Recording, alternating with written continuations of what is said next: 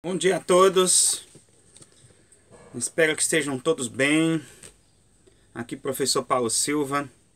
No vídeo de hoje nós vamos fazer uma correção, de uma tarefa que eu passei para os meus alunos de nono ano, tá bom, gente? Mas a gente sabe que esse tema, que é o pós-guerra, pós-Primeira Guerra Mundial, tá bom? É um assunto que também envolve o terceiro ano do ensino médio, tá bom? Então, para aqueles que me acompanham no meu canal, que gostam dos meus vídeos, e gostam de mim, compartilha o vídeo, se inscreve no meu canal, dá uma força pro professor, tá bom? E aqueles que estão chegando, se inscreve no canal e bora lá, que é o que interessa agora, né? Então, gente, lembrando que o livro que eu utilizo sempre, nessas, ou quase sempre nessas análises, são o Vontade de Saber, História, tá bom? De Adriana Machado Dias, Keila Greenberg e Marco Pellegrini, tá bom? Que tem sido usado aqui na rede pública de Cubatão, ok? Então, gente, as perguntas, vou ler a pergunta e vou responder, tá? Tá bom? Pra gente explicar isso aí, tá bom? Num outro vídeo eu fiz análise de 3 perguntas, hoje eu vou tentar ir mais adiante, tá? Então, a quarta pergunta dizia assim, ó: quais foram os planos do governo soviético para dinamizar a sua economia no período entre guerras, tá?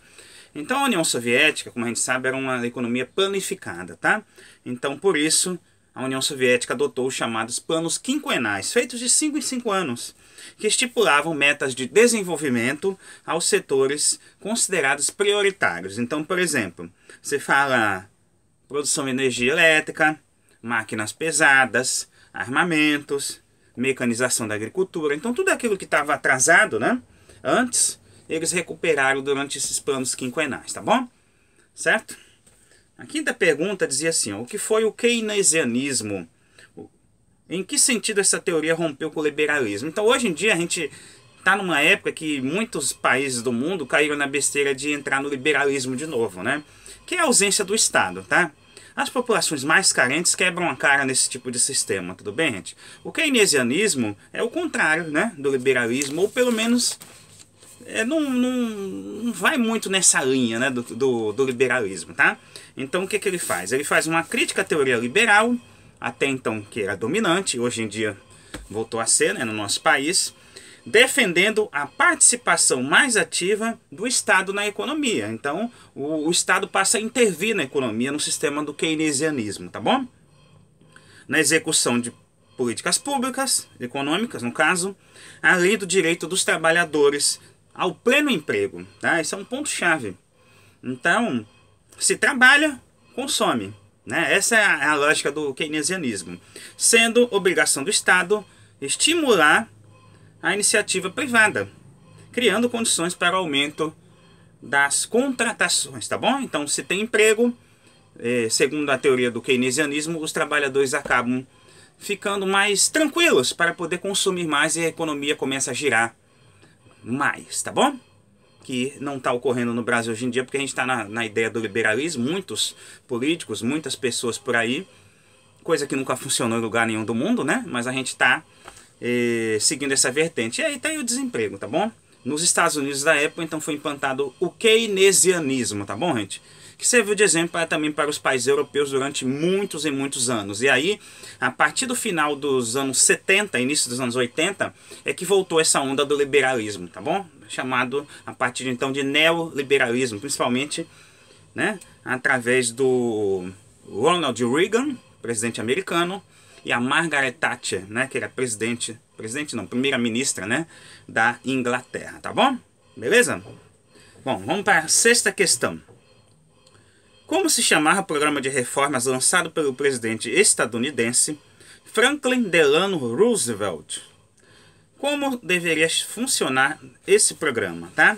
Então o nome do programa é chamado New Deal e consistia de grandes investimentos em obras públicas, usinas hidrelétricas, pontes, estradas, A intenção era reduzir o desemprego, dando emprego para as pessoas, e aí também, outra coisa que é o financiamento agrícola industrial. Então você favoreceria a melhoria da economia dessa forma, tá? Então o trabalhador consumiria, as pessoas que estavam com dificuldades os pequenos empresários, né, e os pequenos agricultores iam melhorar também, e a economia voltaria a girar como tinha que ser. Tudo bem?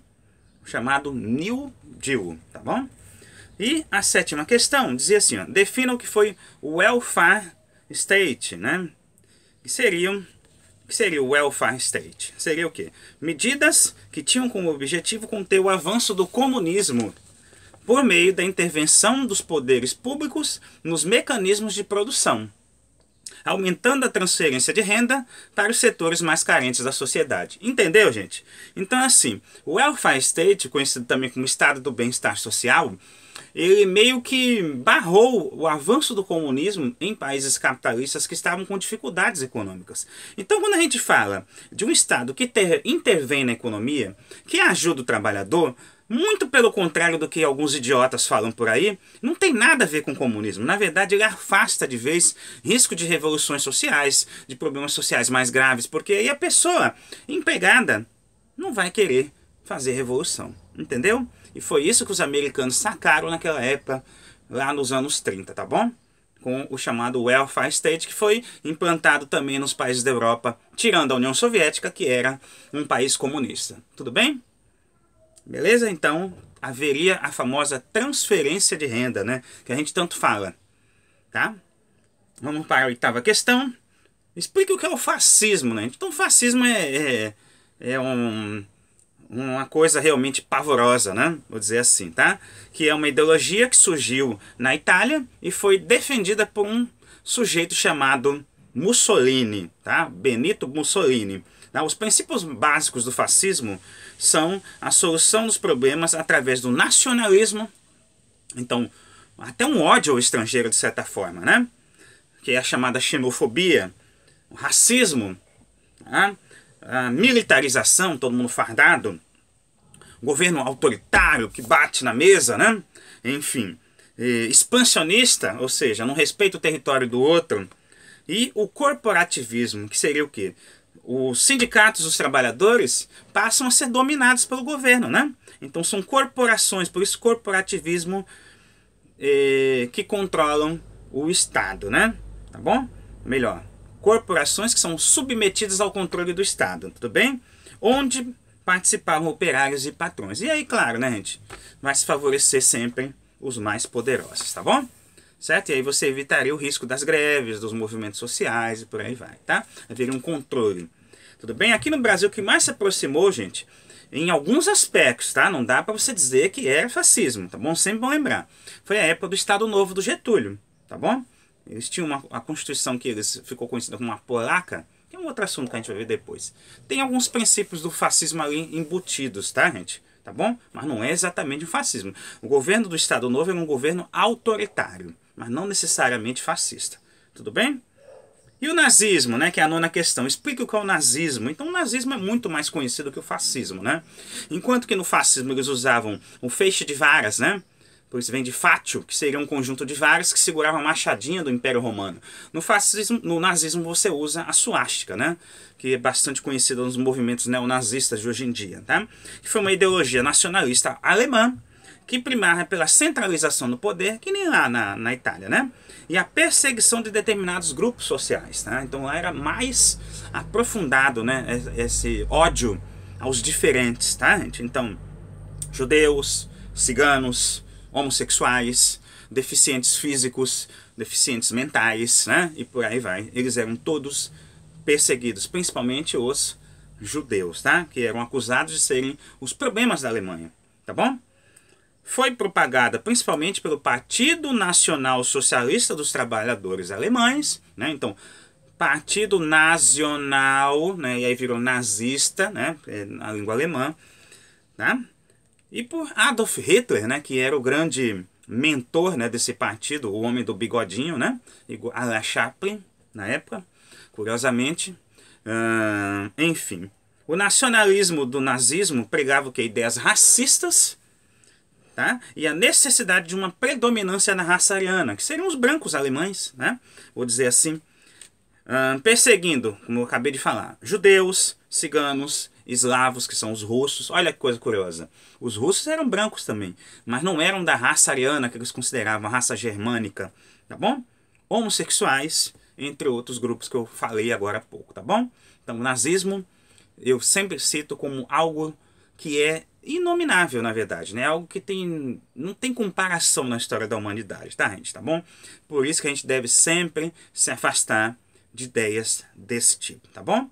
Então, espero que vocês tenham gostado. Se gostou, dá um joinha, compartilhe o vídeo. Aos meus alunos do Lorena, sabem onde me procurar. Aos meus alunos do José da Costa também, que estão estudando esse conteúdo atualmente, tá bom?